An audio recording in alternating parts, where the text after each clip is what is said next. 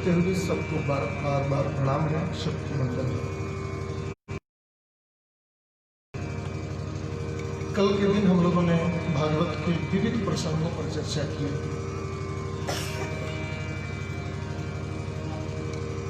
सृष्टि उत्पत्ति की कथा संक्षिप्त में सुने। महर्षि कर्दम के यहां भगवान कपिल का आगमन हुआ।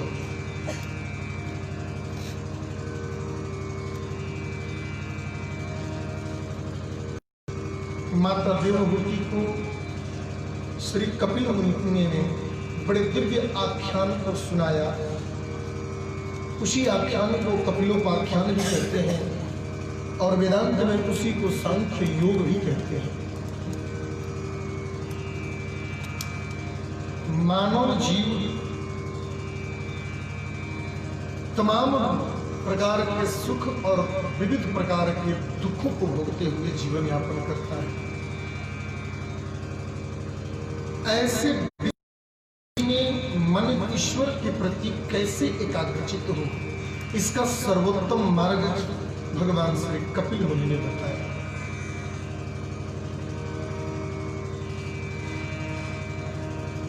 इस सिद्धांत का एक सीधा सा सूत्र है। दुख और सुख द्वंद्व युक्त जीवन में यदि भगवत भक्ति करना है तो इसका सरलतम एक उपाय है। दोनों स्थिति को भगवत कृपा मान लो तो सहज भक्ति बन जाएगी। हमें सब कुछ मिला, ये गोविंद की कृपा है। हमारे जीवन में कष्ट मिला, ये गोविंद की इच्छा है। अपन इसके विपरीत चलते हैं। जिंदगी में कष्ट आ जाता है तो हम लोग तुरंत कहते हैं भगवान हमारा प्रविष्ट हो गया, सारा विपद हमारे कपारे आके गिर। और जहां थोड़ा सा शरीर स्वस्थ हुआ, बेटे का नौकरी लगा, घर मकान बना, सब कुछ थोड़ा ठीक ठाक हुआ, हम कर दिए कि हम ही किए हैं, कैसे वो हम ही कर डाले हैं। सुख में हम अपने आप को बड़ा बना देते हैं और दुख में हम भगवान को छोटा बना देते हैं। यह विषमता जब तक जीवन से नहीं जाएगी तब तक हमारे जीवन में आनंद की अनुभूति नहीं हो सकती है। जितना अच्छा हमारे जीवन में हुआ ये सब ठाकुर जी की कृपा है। कदाचित कुछ हमारे जीवन में कष्ट आए, विपत्ति आई, दुख आया, ये हमारा प्रारब्ध भी था और ये ठाकुर जी की इच्छा भी थी। हम उसको भी भगवत प्रसाद समझ करके स्वीकार कर लें तो हमारा जीवन आनंदमय होगा, हमारा जीवन सुखमय होगा। दोनों स्थिति में हम परमात्मा पर अपने आप को समर्पित कर दें तो ज्यादा अच्छा होगा। किसी संत ने बड़ी सुंदर बात कहा है कि भक्ति का एक सूत्र है कि प्रभु चाह में चाह मिलाने को भगवान की भक्ति कहते हैं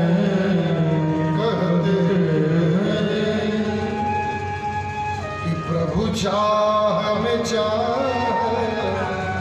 मिलाने को भगवान की भक्ति कहते हैं। ईश्वर क्या आपके प्रति चाहता है? जो मिला उसी चाह में अपने चाह को मिला दो, ये भक्ति है। दुख में रोना भक्ति नहीं, दुख में मुस्कुराना भक्ति है। सुख में हंसना भक्ति नहीं, सुख में अपने जीवन के सुख में दूसरों की विपत्ति को देखकर उसके दुख में मिल जाना भगवान की भक्ति है।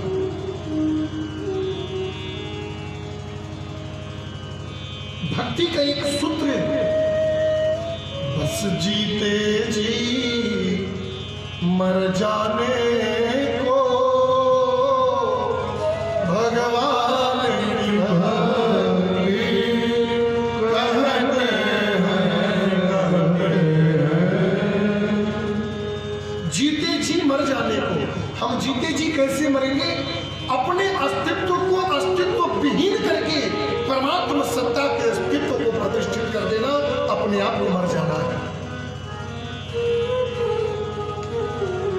कुछ हुआ मैंने नहीं किया, क्योंकि मैं तो मुर्दा हूं। किया किसने? ठाकुर जी ने किया। यह मान लेना, यह जान लेना ही भक्ति है। कुछ नहीं करना है, ऐसे ज्यादा कुछ दिमाग लगाना ही नहीं है। अपने आप को अस्तित्व विहीन बनाकर इनको उस अस्तित्व पर प्रतिष्ठित कर देना भगवान की भक्ति हो जाती है। भक्तिमय जिन्होंने जीवन जिया, उनके जीवन का बड़ा सुंदर एक दृश्य रहा कि आंखों से बरसते हो आंसू और अधरों पर मुस्कान, एक संग में रोने गाने को भगवान की भक्ति कहते हैं।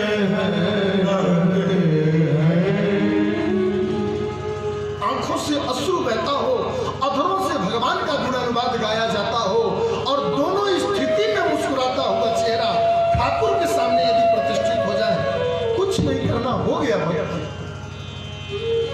इससे ज्यादा कुछ करना ही नहीं है। जीवन में सुख मिला है, यह ईश्वर की कृपा है। दुख मिला है तो दुख दूर होगा ईश्वर की कृपा से। यह विश्वास जीवन में जला दो, यह विश्वास जीवन में बना लो, यही व्यक्ति है। किसी भी स्थिति में अपने आप को तटस्थ रखना, विश्वस्त रखना, एकाग्रचित रखना, ये भक्ति है। कि जीवन की अंधेरी रातों में और दुख द्वंद भरे तूफानों में विश्वास का दीप जलाने को भगवान की भक्ति कहते हैं। जिसमें सुख दिखता मिलता नहीं, राजेश्वर्य से जीवन को तर कर दे उसी तराने को भगवान की भक्ति कहते हैं।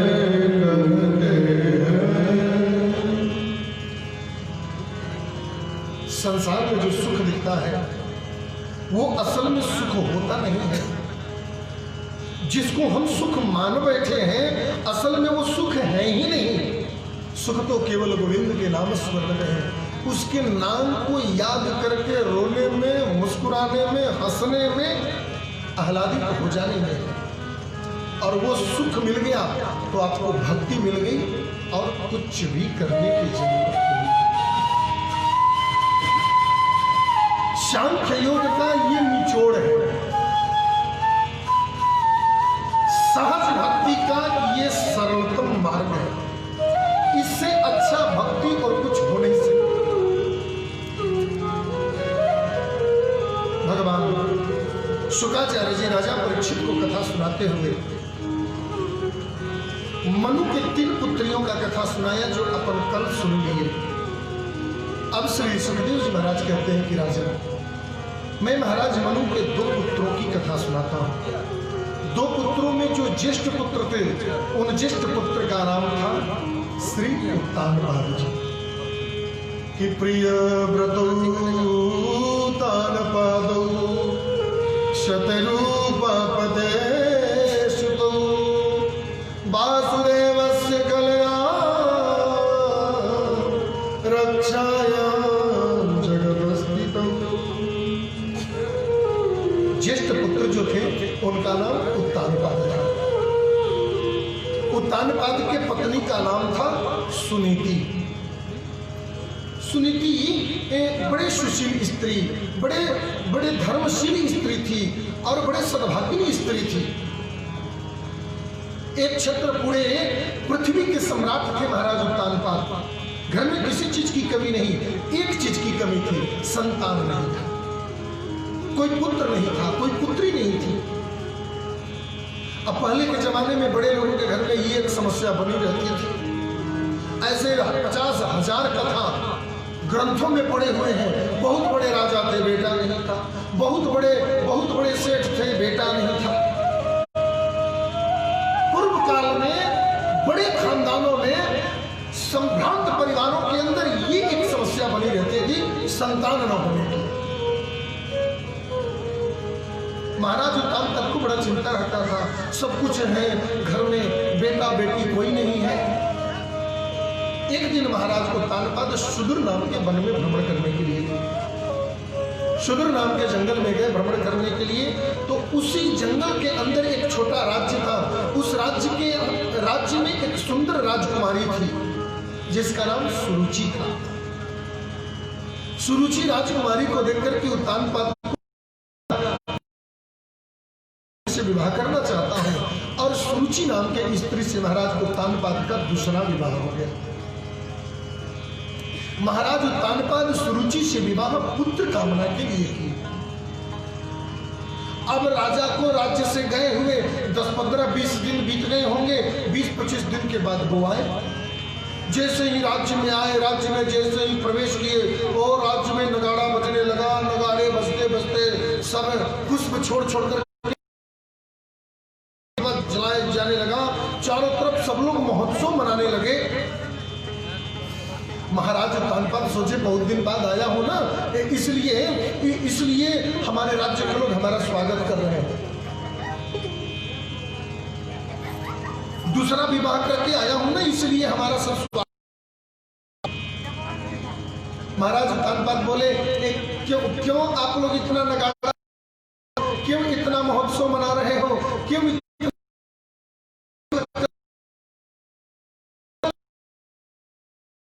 आपको बेटा होने वाला है। अच्छा, प्रेम से बोलिए जय श्री कृष्ण। जय श्री कृष्ण। हाँ, थोड़ा जोर से बोलिए जय श्री कृष्ण।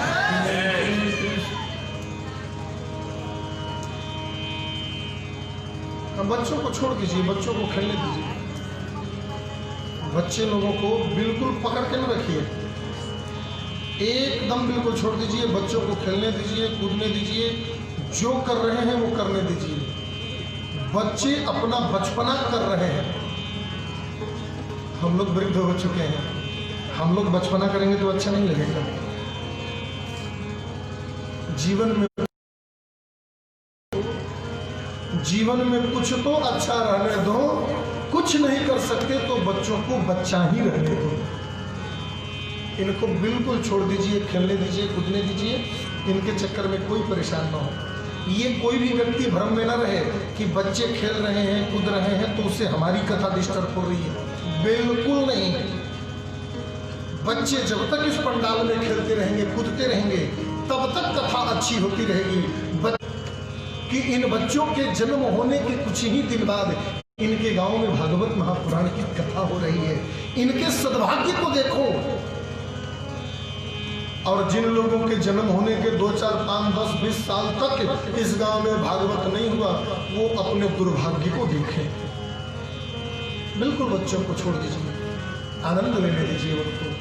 आप तो बस हमारे साथ प्रेम से बोलो, थोड़ा जोर से बोलिए। बहुत हो गया इतना। महाराज उत्तानपाद बोले कि हाँ महाराज, आपको बेटा होने वाला है। माता सुनीति गर्भवती है। राज्य के अंदर से दासियां हमें सूचना दी हैं कि आपको संतान होने वाला है। इतनी बात सुनते महाराज उत्तानपाद को तो एक तरफ प्रसन्नता भी हुआ और एक तरफ मन में सोचने लगे कि हे भगवान, मुझे कोई संतान नहीं हो रहा था, इसीलिए मैंने दूसरा विवाह कर लिया। दूसरा विवाह करके आया तो प्रथम पत्नी को बेटा होने वाला है। महाराज उत्तानपाद अपने धर्म पत्नी को लेकर के महल में जब प्रवेश करने लगे, जब राजरानी सुनीति को पता चला कि महाराज राज्य में प्रवेश कर रहे हैं, विवाह करके आए हैं, तो माता सुनीति ने उनका बड़ा भव्य स्वागत किया। और भव्य स्वागत करते हुए दोनों लोगों का बड़ा आरती उतारी। माता सुनीति बहुत प्रसन्न हुई, बहुत खुशी की बात है। अब तक तो मैं राज्य में अकेले रहती थी, हमारी एक और सहेली आ गई, और बहन आ गई, हमारी एक और सखी आ गई। हम दोनों बहन प्रेम से राज्य में रहेंगे, खूब आनंद पूर्वक रहेंगे। भारतीय नारी है, विषमता की भाव तो जानती नहीं है, क्षमता में जीवन व्यतीत करती है। महाराज उत्तानपाद के साथ में सुरुचि का भी बड़ा स्वागत किया सुनीति ने। महल में प्रवेश करने के बाद में सुनीति ने उन दोनों को भोजन कराया, विश्राम किए लोग। सुरुचि बोली कि एक बात आपसे पूछना था, ये स्त्री जो अब हम लोगों का स्वागत कर रही थी, ये कौन है? अब महाराज उत्तानपाद थोड़े टेंशन में होकर के बोले, वो क्या है कि वो ऐसा है कि वो मेरी प्रथम पत्नी है, वो मेरी पहली पत्नी है। बोले कि मतलब कि आपका दूसरा भी प्रथम पहले विवाह हो चुका है? जी, मेरे को कोई संतान नहीं था ना, मैंने इसलिए दूसरा विवाह किया। इतनी बात सुनते सुरुचि बोली, खबरदार, मैं आपको एक बात बता दे रही हूँ, इस महल में या तो वो रहेगी या तो मैं रहूंगी, मैं सौत के साथ इस महल में नहीं रह सकती। अरे देवी, आपको कोई दिक्कत नहीं होगा, मैं बोल दी सो बोल दी, या तो इस राज्य में सुनीति को रखो या तो फिर सुरुचि को रखो, दो में एक ही रह सकती, दोनों नहीं रह सकती। ये बात सुनकर महाराज उत्तानपाद बड़े चिंतित हो गए। सुनीति बहुत अच्छी स्त्री थी, उनको राज्य से निकाला जाए कैसे? दासियों के द्वारा माता सुनीति को पता चला कि महाराज उत्तानपाद और रानी सुरुचि में ये बात हुआ है कि जब तक सुनीति राज्य से बाहर नहीं निकलेगी मैं नहीं रह सकती। माता सुनीति स्वयं ही राज्य से निकलने का निर्णय ले लिया। राजा को प्रणाम करके माता सुनीति दो कपड़ा रख करके और गर्भ में अपने बच्चे को लेकर के राज्य से बाहर निकल गए, राज्य से चली गई, जंगल में जाकर के रहने लगी। एक राज्य महल में रहने वाली रानी एक जंगल में जाकर के वनवासी स्त्रियों के साथ में अपने जीवन को व्यतीत करने लगी। समय पड़े नर क्या करे, समय समय की बात, कभी किसी का दिल भला, कभी कौवा कभी नहीं सोचता कि रात हो, क्योंकि कौवा को रात में नहीं दिखाई देती, लेकिन कौवे के चाहने से रात होना बंद तो नहीं होगा। उल्लू कभी नहीं चाहता कि दिन हो, क्यों? क्योंकि दिन में उल्लू को नहीं दिखाई देता है, लेकिन उल्लू के चाहने से कभी दिन होना बंद नहीं हो सकता। सुख और दुख का ये जीवन है माई बाप। सुख और इस दुख के जीवन में सुख कब मिलेगा इसकी कोई गारंटी नहीं, और जीवन में विपत्ति का पहाड़ कब टूट जाएगा इसकी कोई गारंटी नहीं। सुख में भी और दुख में भी जो सदैव सम रहे उसको न सुख की प्रसन्नता होती है न दुख की कभी ग्लानि होती है। बड़े आराम से तटस्थ होकर के माता सुनीति वन में रहने लगी।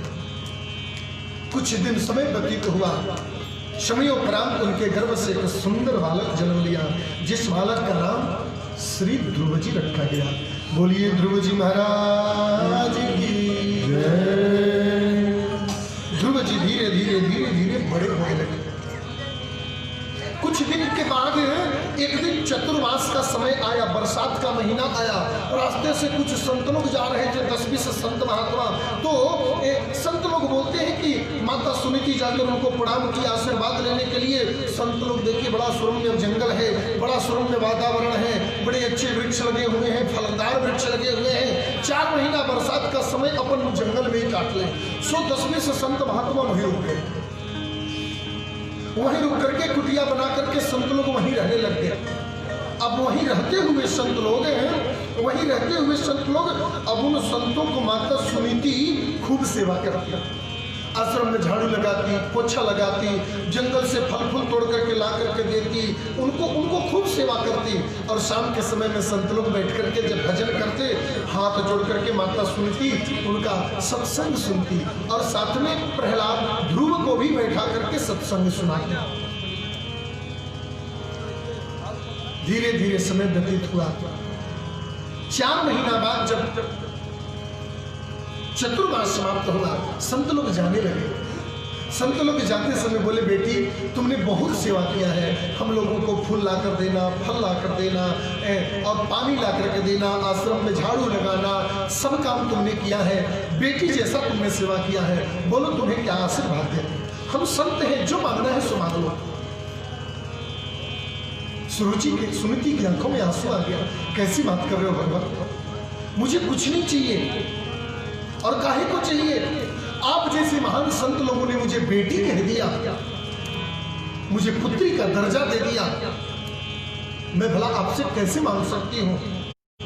संसार में किसी से सब कुछ मांग सकते हैं, मन भटक रही है, उसी स्त्री के गर्भ से पुत्र की कामना करती है।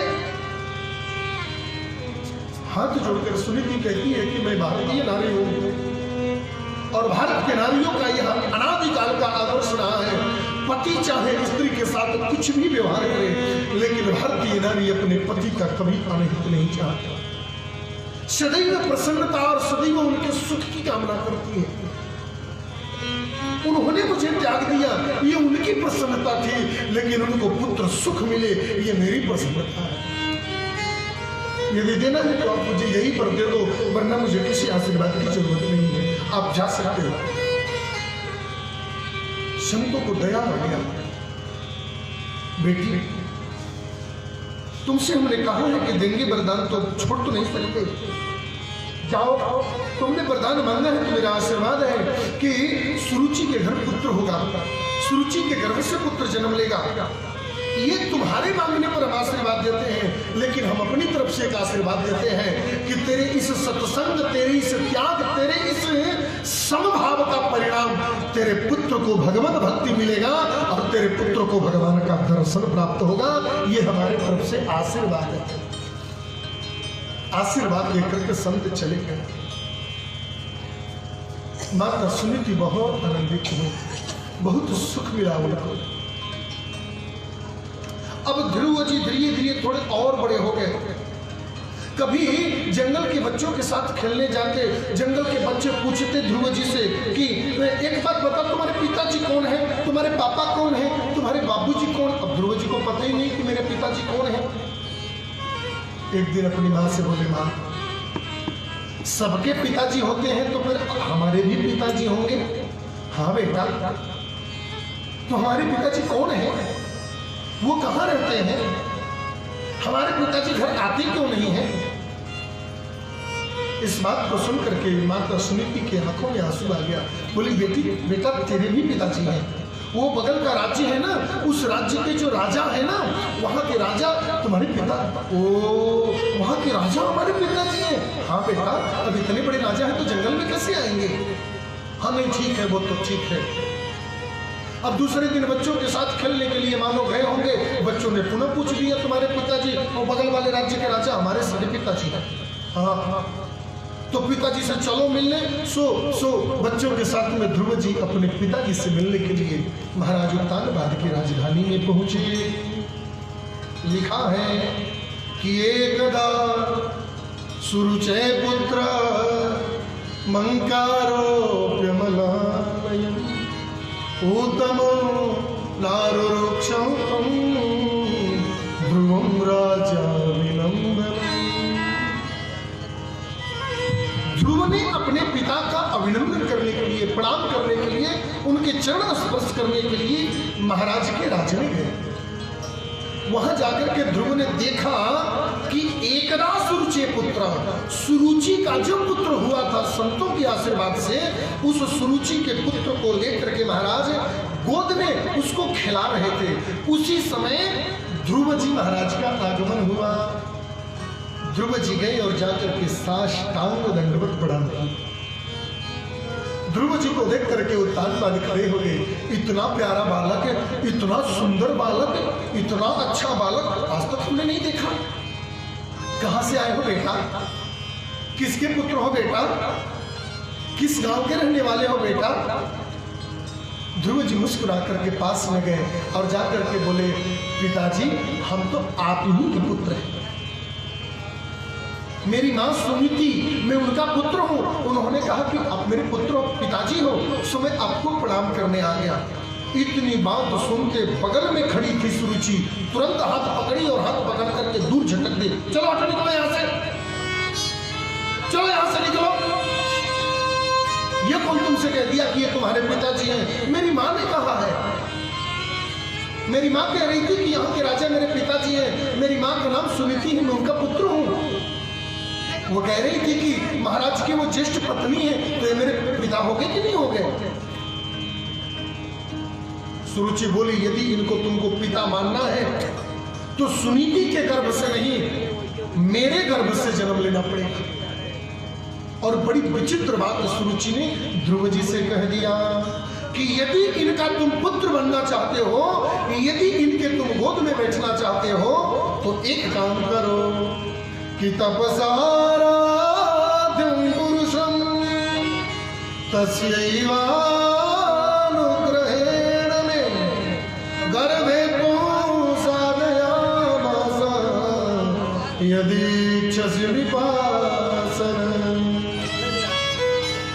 यदि आप इनका यदि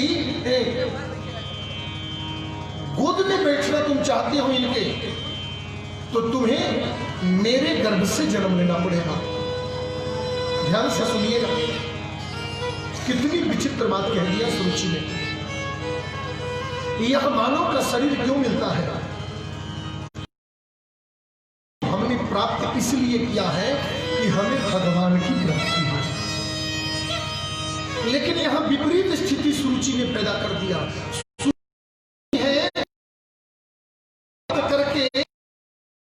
प्राप्त मत करो, हाँ तो बोले भगवान को प्राप्त करके मेरे गर्भ को प्राप्त करो। तपसाराध्य पुरुषम, परम पुरुष परमात्मा की तपस्या करो। यदि वो परमात्मा कहे कि वरदान मांगो, तो उनसे कहना कि तुम मेरे गर्भ में आ जाओ।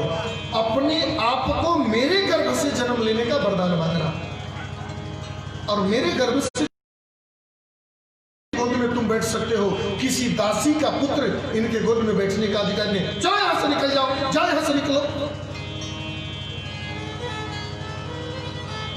ध्रुव जी बोले कि आप कैसी बात कर रही हैं माता जी?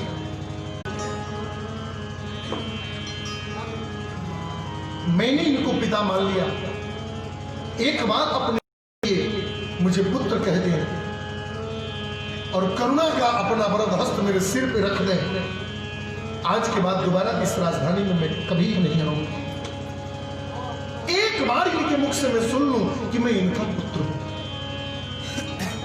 चरणों के पास ध्रुव जाकर के बोला, पिताजी एक बार मुझे पुत्र कह दो। उत्तानपाद कभी सुरुचि की तरफ देखते हैं, कभी ध्रुव की तरफ देखते हैं, कभी सुरुचि की तरफ देखते हैं, तो कभी ध्रुव की तरफ देखते हैं। कुछ नहीं बोला उत्तानपाद। चरणों में सिर झुकाए और सिर झुकाकर वहां से ध्रुव जी प्रस्थान करते।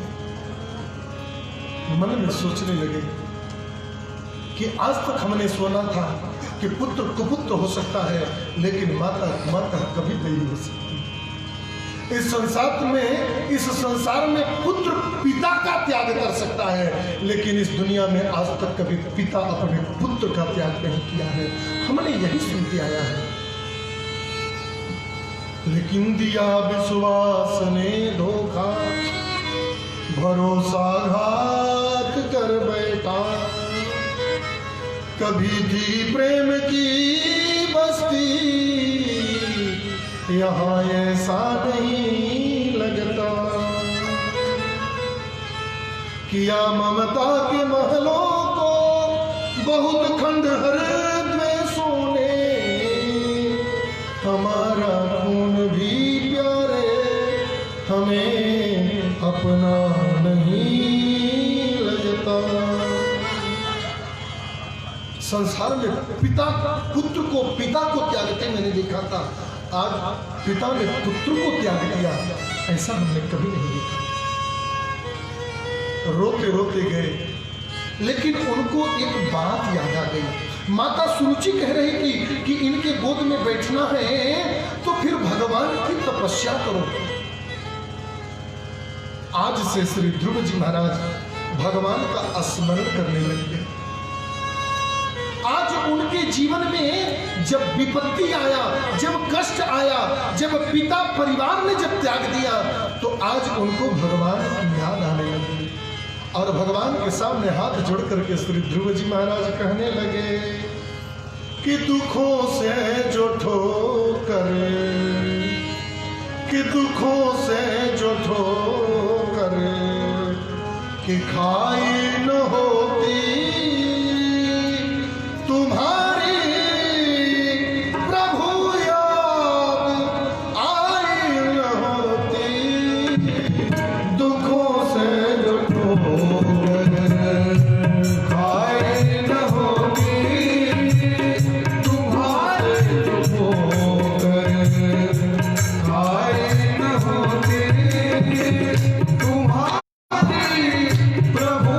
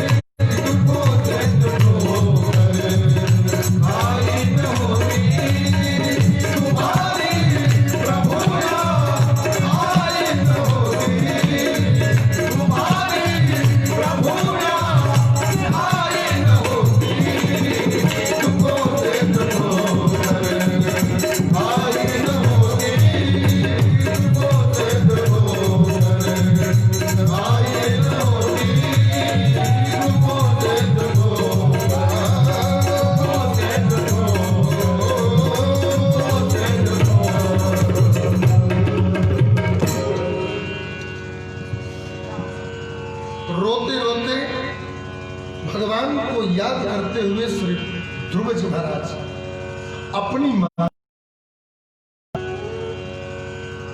ध्रुव जी को दूर से मां ने रोते हुए आते देखा तो देखी दशा निज पुत्र की,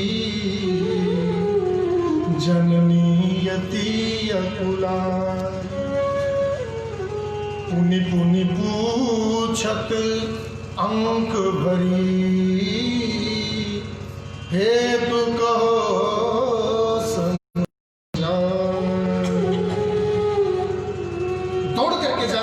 ने गोद में उठा लिया। बेटा क्यों रो रहे हो, क्या बात है?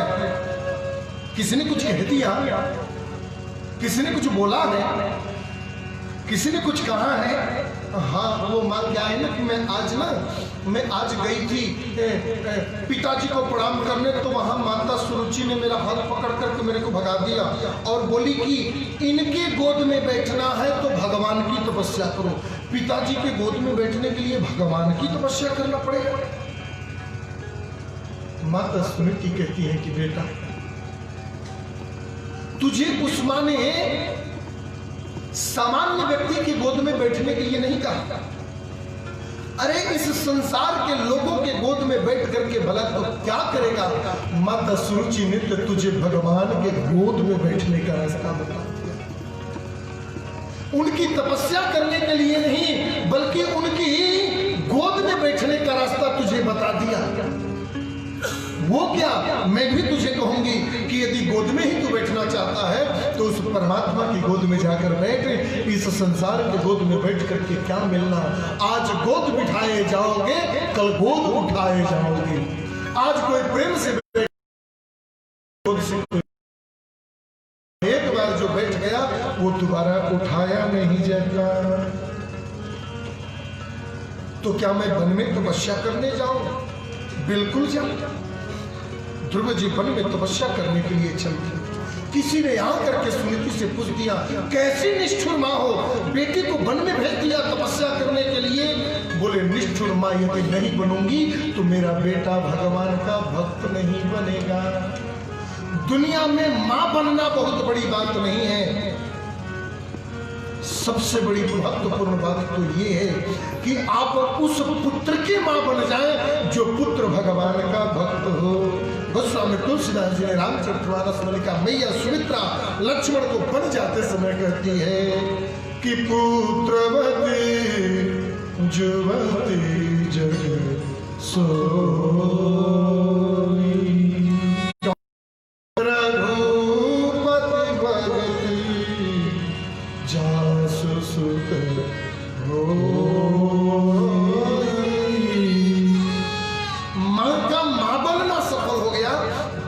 पुत्र भगवान लाडला भक्त। ध्रुव जी वन के लिए चले गए।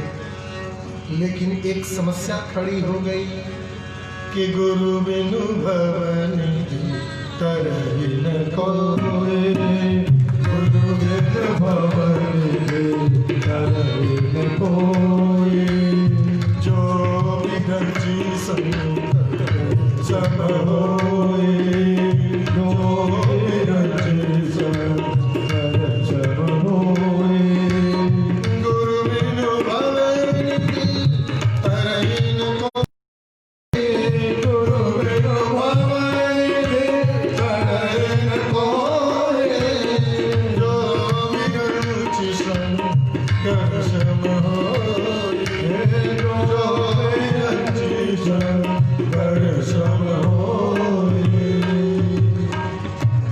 गुरु के बिना गोविंद की प्राप्ति आज तक इस दुनिया में किसी को नहीं हुआ। संसार में कितने बड़े संत, कितने बड़े महात्मा, कितने बड़े योगी, कितने बड़े सिद्ध पुरुष का नाम आप बताओ जिनको भगवान मिले हों और जिन्होंने गुरु न बनाया। गुरु बनाए बिना गोविंद की प्राप्ति संभव नहीं है। गुरु तो बनाना पड़ेगा। और ध्रुव जी अभी तक गुरु दीक्षा लिए नहीं, गुरु बनाए नहीं, भगवान से मिलने चल दिए। रास्ते में नारद जी महाराज मिल गए। जिसका गुरु कोई नहीं होता उसका गुरु नारद जी बन जाते। नारद जी गुरु बन गए और गुरु बन करके सामने आगे आकर के बोले, नन्हा सा बालक कहाँ जा रहे हो? वन में तपस्या करने। किसकी तपस्या? भगवान की तपस्या करने जा रहे हैं। जंगल में? हाँ, मेरी माँ ने कहा है जंगल में तपस्या करो भगवान मिलेंगे। बोले माँ के चक्कर में मत पड़ो, जंगल में भगवान नहीं बब्बर शेर मिलता है, खा जाएगा। बोले नहीं, मेरी माँ कहती है कि जो भगवान बब्बर शेर में है वही भगवान मेरे अंदर है। तो मेरे अंदर भी जो भगवान है और बब्बर शेर में भी भगवान है, तो एक भगवान दूसरे भगवान को क्यों खाएगा? अच्छा, हम संत लोग भी यही बोलते हैं ना, चींटी में भी भगवान है, हाथी में भी एक व्यक्ति गया एक संत के पास। संत के पास गया, बोला कि गुरुजी हमको आत्मज्ञान लेना है, आत्मज्ञान चाहिए, आत्मज्ञान लेना है। तो एक ही उपाय है, सब में भगवान को, सब में भगवान का दर्शन करो और करो, सब में परमात्मा का निवास है। उसको बात समझ में आ गया। अब गया गांव में जाकर रहने लगा। अब कोई भी मिले तो उसको प्रणाम करे, वंदन करे।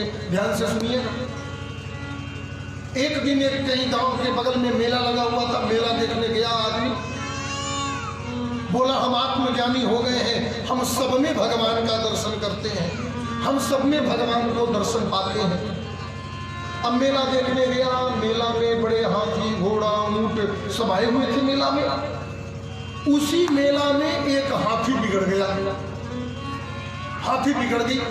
अब वो हाथी सबको मारने लगी, सबको खेदने लगी, सबको उठा पटक लगाने लगी। अब पूरे मेला में हाहाकार मच गया, भागो भागो भागो, हाथी बिगड़ गया है, हाथी बिगड़ गया है, हाथी मार डालेगा, हाथी पटक डालेगा। अब पूरे के पूरे लोग भागने लगे। एक आदमी बोला उस व्यक्ति से, अरे भाई साहब क्यों बैठे हो, भागो, राजा की हाथी बिगड़ गई है, सबको उठाकर पटक रही है। बोले हम आत्मज्ञानी हैं, जो भगवान मेरे अंदर है वही भगवान हाथी में है। अब हाथी वाला भगवान इस भगवान को क्यों पटकेगा? भागता हुआ आदमी बोला कि तुम्हारा आत्मज्ञान तुमको सलामत, मैं तो भाग जाऊंगा। वो आदमी भाग गया। उधर से हाथी आ रही थी। अब हाथी के ऊपर हाथीवान बैठा था। वो बोला कि अरे भाई साहब भाग जाओ, हाथी मार देगी, हाथी पटक देगी, हाथी पटक देगी।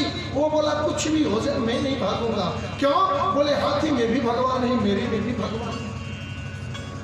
इतना सोच पाता कि हाथी आई, आकर के उठा करके उसको पटक दिया, हाथ पैर पसली। गुरु जी के पास गया, गुरु जी से जाकर के बोला, आपने कहा भगवान है, तो मेरे अंदर के प्रतिष्ठित भगवान को हाथी के अंदर वाला प्रतिष्ठित भगवान ने क्यों उठाकर पटक दिया? गुरु जी बोले ज्ञान तो सही, लेकिन समझने में भेद क्या? बोले एक बात बताओ, हाथी वाला भगवान को मारने आ रहा था तो वहां कोई था? भागो। बोले हाँ, हाथीवान बोल रहा था कि वहां से भाग चलो। तो बोले हाथी क्या? हाथीवान के अंदर भी तो भगवान था। जब हाथीवान वाले भगवान की बात जब तुम नहीं माने तो हाथी वाले भगवान ने तुमको उठा करके पटक दिया। इसमें कौन सी बड़ी बात है? तुमको हाथीवान वाले भगवान की बात मान करके वहां से भाग जानी चाहिए थी। नहीं माने, इसीलिए हाथी वाले भगवान ने तुमको पटक दिया। तो कभी कभी आत्मज्ञान गुरु के बिना प्राप्त नहीं होता। और जंगल में बब्बर शेर में भगवान मिलते हैं, ये हम समझ करके कभी गलती से बब्बर शेर के सामने न चले जाए, नहीं तो वो तो फिर खाओ खाओ करके खा जाएगा। ध्रुव जी से नारद जी बोले कि एक बात बताओ, जंगल में जा रहे हो, घर में कितने बार भोजन करते हो? बोले ज्यादा नहीं करते, 6-7 बार करते हैं। तो जंगल में क्या तुम्हारी नानी बैठी तो तुम्हें दूध पिलाएगी ला करके गिलास में? भूखो मर जाओगे, भगवान नहीं मिलेंगे? बोले नहीं नहीं, ऐसी कोई बात नहीं है। मैं एक बात संतों से सुना हूं। क्या? बोले गाठल में पैसा आपकी संयुक्ति न ले। 70,000 सन्यासी आज भी काशी में निवास करते हैं, नित्य निवास करते हैं। और उन 70,000 सन्यासियों के पास न खेती, न फैक्ट्री, न दुकान, न कोई शोरूम, कुछ नहीं है। और तीनों टाइम चकाचक भोजन मिलता है करने को, और विश्राम करने के लिए फर्स्ट क्लास जगह बना हुआ है। उनका पेट कहां से भरता है? उनका भी पेट भरने वाला कोई न कोई उनके पेट के ऊपर यहाँ हृदय में बैठा हुआ है, वो सबका भरण पोषण करता है। संत लोग कहते हैं कि जब दात दिया, जब जन्म दिया, तब दूध दिया, अब दात दिया कुछ और भी देगा। जन्म लेने पर माँ के गर्भ में दूध किसने दिया? उसी परमात्मा ने दिया। जैसे ही बच्चा दाल भात खाने लगा, माँ के शरीर से दूध खत्म हो जाता है, परमात्मा ने खत्म किया।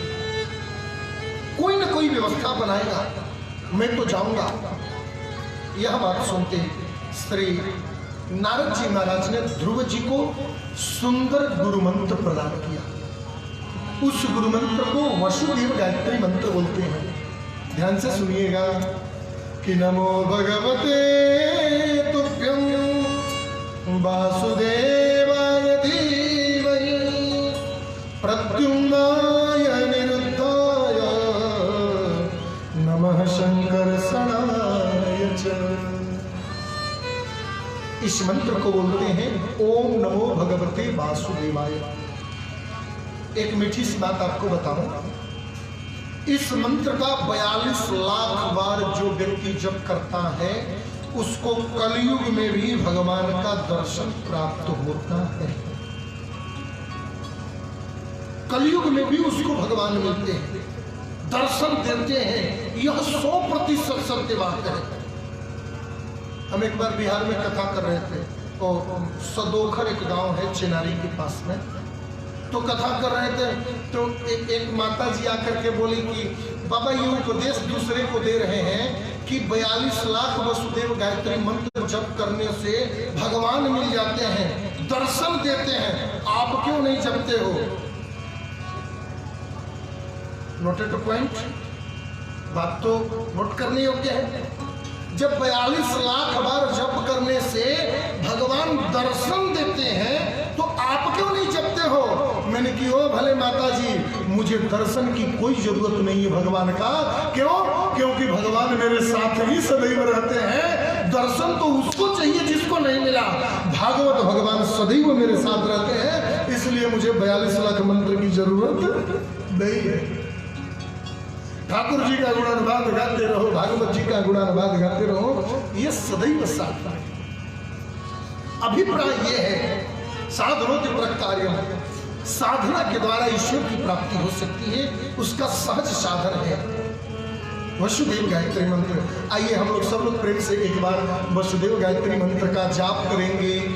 सभी लोग ताली बजाकर हमारे साथ गाएंगे। ओम नमो भगवते वासुदेवाय। ओम नमो भगवते वासुदेवाय।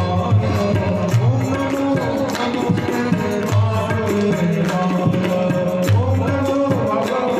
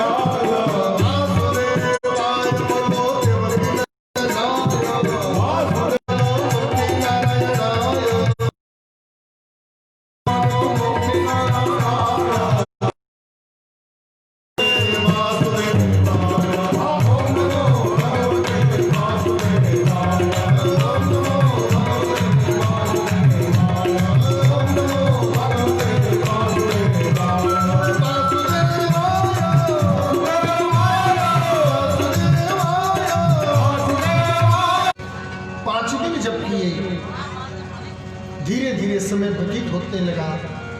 10 दिन बीता, 20 दिन बीता, महीनों बीत गए। कभी कुछ खाने को मिल जाता बहुत अच्छा लगता, नहीं मिलता कोई चिंता नहीं। क्यों कि भूख लगे तो मांग के कहीं हो, गिनी हो न सांझ सवेरो। मिला तो अच्छा, न मिला तो डबल अच्छा। भजन चल रहा है, हम लोग भोजन टाइम से करते हैं, भजन कभी टाइम से नहीं करते। पूज्य नारायण दास भक्तमाली श्री मामा जी कहते थे कि बिन पानी भोजन बिना उदर मचावे क्रांति, लेकिन बिन सत्संग हरि भजन बिना मिले न मन को शांति। भोजन आपके शरीर को पुष्ट करता है और भजन आपके मन को पुष्ट करता है। भोजन होना जरूरी है, लेकिन भजन होना परम आवश्यक है। और त्रिरारांते त्रिरात्रांते प्राप्ते कपित वरदरासन आत्मवृत्य नुसारेण मासुम नित्यर्चयं हरि। 3 महीना बीत गया, कभी कुछ मिलता तो खा लेते, पत्ते खा लेते, जल पी लेते, कुछ भी मिला तो ठीक, नहीं मिला डबल ठीक। 3रा महीना समाप्त होते ही पंचमे मासनो प्राप्ते जित श्वासो नृपात्मज और ध्यान ब्रह्म पदैकेन तस्तु स्थान स्ववाचन। 5वां महीना प्रवेश करते ही भोजन तो छोड़ो, श्वास लेना भी बंद कर दिया। जित श्वासों नृपात्मज, नृप का आत्मज पुत्र श्री ध्रुव ने श्वास की गति को भी रोक लिया और श्वास की गति को रोक करके ध्यान ब्रह्म पद यहाँ प्रतिष्ठित परमात्मा को ध्यान में निमग्न होकर के और समाधिस्थ हो गए। भागवत के अनुसार ध्रुव जी ने जब श्वास लेना बंद कर दिया तो संसार के सभी चराचर के लोगों को श्वास मिलना बंद हो गया। क्यों? क्योंकि ध्रुव जी के उदर में, हृदय में परमात्मा का निवास है और जब ध्रुव जी श्वास नहीं लेंगे तो भगवान को श्वास कहां से मिलेगा, और जब भगवान को श्वास नहीं मिलेगा तो भगवान के उदर में प्रतिष्ठित सारी दुनिया के लोगों को श्वास कहां मिलेगा। प्रमाण, सभी देवता लोग वैकुंठ में जाकर के भगवान से स्तुति किए कि नैवं विदामो भगवान प्राणरोधम चराचरस्य किल सत्प्रधान कि विदेहिता ब्रजनाथ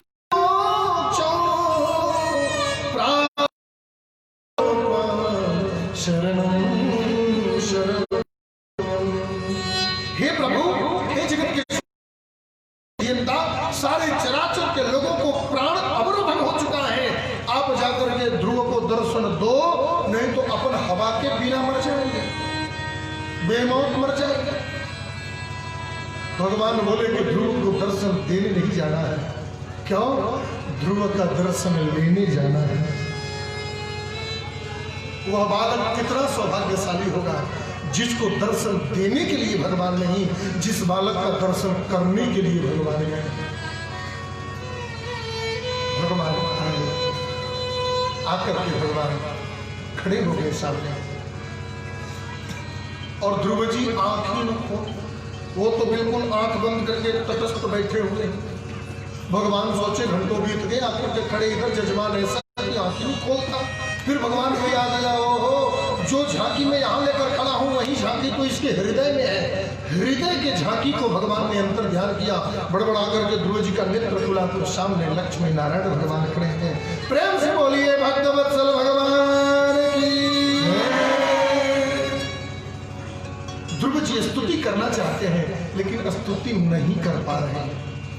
स्तुति चाहत करना किंतु करी न जाए और अंतर्यामी शंख निज दिए कपोल लगाए। भगवान ने तुरंत उनके गले में शंख का स्पर्श कराया। लिखा है कृतांजलिं ब्रह्ममयेन कंबुनाम पस्पर्शबाला कृपया कपोल। जैसे ही भगवान ने अपने शंख को श्री ध्रुव जी के गले से स्पर्श कराया, चारों वेद, 6 शस्त्र, 18 पुराण के ज्ञाता बन गए। और क्यों न बने? इसलिए बन गए क्योंकि मूकं करोति वाचालं पंगुलं गयते गिरि यत्कृपातमो वन्दे परमानंद माधवम्। जिस परमात्मा की कृपा से गुंगा बोलने लग जाता है, लंगड़ा बोल बम करके चला जाता है, उसके लिए कौन सी बड़ी बात है। हाथ जोड़ करके श्री ध्रुव जी ने भगवान का बड़ी स्तुति गाया। कहते हैं कि उन्त प्रवेश्य मम वाचमिमां प्रसूप्तां संजीवयत्यखिल शक्तिधरस्वधा कि अन्यश्च हस्तचरणश्रवणत्वगात् प्राणं नमो भगवते पुरुषाय। हमारे अंतःकरण में प्रविष्ट होकर के जो मुझे परमात्मा ने झांकी, जो बाहर में प्रतिष्ठित है, ऐसे परब्रह्म परमात्मा को करते हैं जिनकी कृपा से सारी सृष्टि का पालन होता है, सारे सृष्टि का प्रादुर्भाव होता है और सारे सृष्टि प्रेमकारी समुद्र में समा जाती है। उद्गम दाता, पालन करता, संहार करता, जो इस सृष्टि का जगत अधीनता है, ऐसे प्राणनाथ भगवान श्री अधिपति को हम वंदन करते हैं। उनको चरण स्पर्श करते हैं। भगवान बोले कि वरदान मांगो, क्या चाहिए? ध्रुव जी बोले कि कुछ नहीं चाहिए, ना कुछ लेवे के परी। कहा है, नियम है कि मैं जिसको दर्शन देता हूं वो उसको कुछ न कुछ वरदान देता हूं, मांगो क्या चाहिए? ध्रुव जी बोले सरकार आपका दर्शन हो गवा बहुत है, कुछ नहीं चाहिए। भगवान बोले कुछ भी मांगो। ध्रुव जी कहते हैं कि क्या मांगे हम आपसे?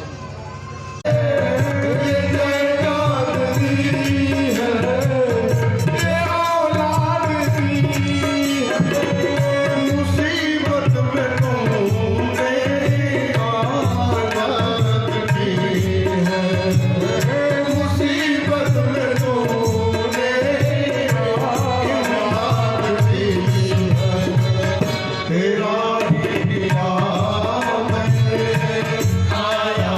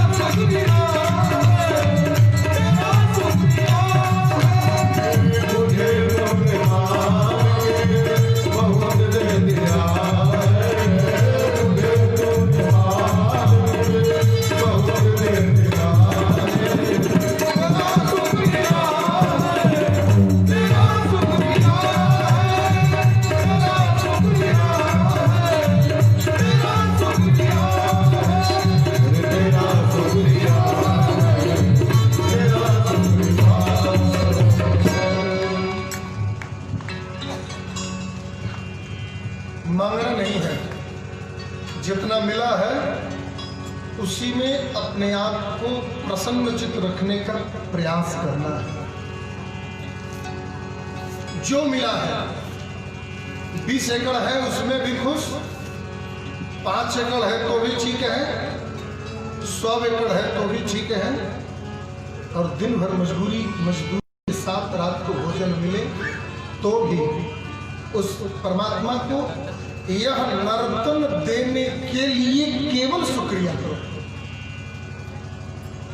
बिल गेट्स ने एक बड़ी सुंदर बात कहा, गरीब जन्म लेना दुर्भाग्य नहीं है, जन्म लेने के बाद में भी गरीब रह जाना दुर्भाग्य। श्रम करना है, वो पुरुषार्थ का कोई विच्छेद नहीं, पुरुषार्थ के लिए मना नहीं है। खूब कमाओ, खूब प्रॉपर्टी बनाओ, खूब धन दौलत बनाओ, अगले वाले को देख करके ये न सोचो उसको ऐसा क्यों मिला और मुझे इतना ही क्यों मिला, उसको जो मिला उसको मुबारक, हमको जो मिला वो मुझे मुबारक है। और भगवान से कहो जितना आपने दिया है उसके लिए तुम्हें बहुत बहुत शुक्रिया है प्रभु। जो पहले दिया वही कम नहीं है, उसी को उठाने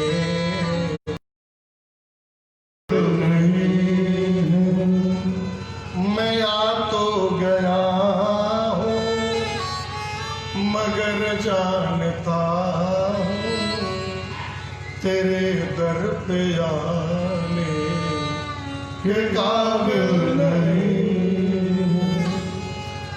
उसके दर पे आने के काबिल बनने के लिए जीवन को संतुष्ट बनाकर उसको भजते रहो। यही भक्ति है, यही साधना है। आशीर्वाद प्राप्त करके ध्रुव जी राज्य में आए।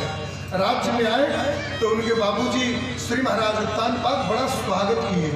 आए, खूब फूल माला से सजाया गया राज्य को, दीपमाल हुआ, नृत्यांगनाएं नृत्य करते हुए ढोल मजीरा मृदंग बजा करके स्वागत हो रहा है। किसी ने पूछा कल तक तो जो पिता आपको गोद में बैठाने के लिए तैयार नहीं, आज इतनी ज्यादा स्वागत कर रहा है, क्यों? क्योंकि जा पर कृपा राम के होई, पर कृपा करे सब कोई। ठाकुर जी जिस पे नजर डाल दें संसार में सबके लिए पूज्य हो जाता है, वो सबके लिए आदरणीय हो जाता है। ध्रुव जी का स्वागत हुआ। श्री महाराज उत्तानपाद ने ध्रुव को राज्य गद्दी पर बैठाकर वन में चले गए।